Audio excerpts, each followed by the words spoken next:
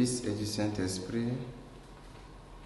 Viens, Esprit de sainteté, viens, Esprit de lumière, viens, Esprit de feu, viens nous embrasser.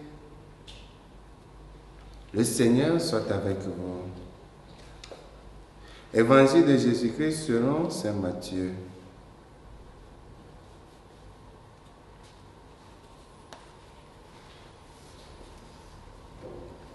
En ce temps-là, quand les femmes eurent entendu les paroles de l'ange, vite, elles quittèrent le tombeau rempli à la fois de crainte et d'une grande joie. Et elles coururent porter la nouvelle à ses disciples. Et voici que Jésus vint à leur rencontre et leur dit, « Je vous salue. »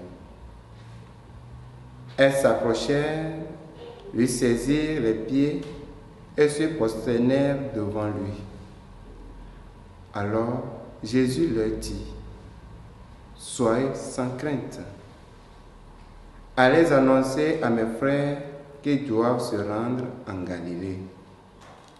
C'est là qu'ils me verront. » Tandis qu'elle était en chemin, quelques-uns des gardes allèrent en ville annoncer au grand prêtre tout ce qui s'était passé. Ceux-ci, après être réunis avec les anciens et avoir tenu conseil, donnèrent aux soldats une forte somme en disant, « Voici ce que vous direz. Ces disciples sont venus voler le corps la nuit pendant que nous dormions. Et si tout cela vient aux oreilles du gouverneur, nous lui expliquerons la chose et nous vous éviterons tout ennui. » Les soldats prirent l'argent et suivirent les instructions.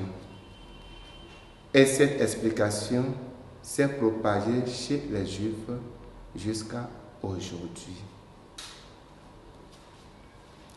Acclamons la parole de Dieu.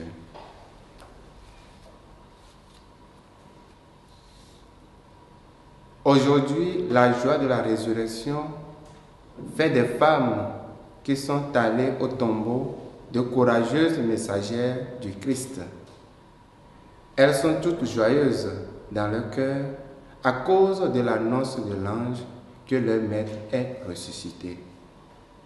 Puis elles quittèrent le tombeau et coururent porter la nouvelle aux disciples.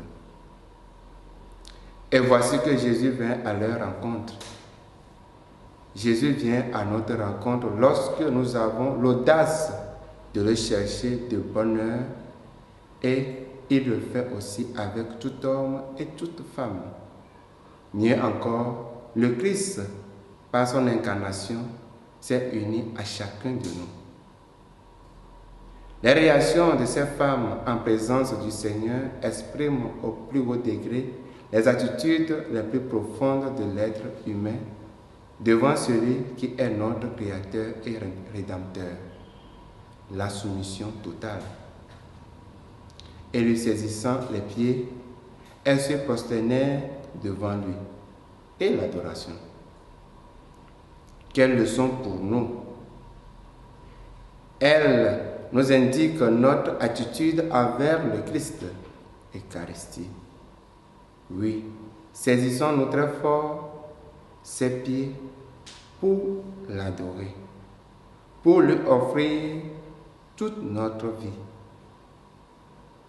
Et ainsi, accomplissons notre tâche quotidienne et notre mission, car notre tâche quotidienne et notre mission divine, depuis notre baptême, est d'annoncer le Christ partout.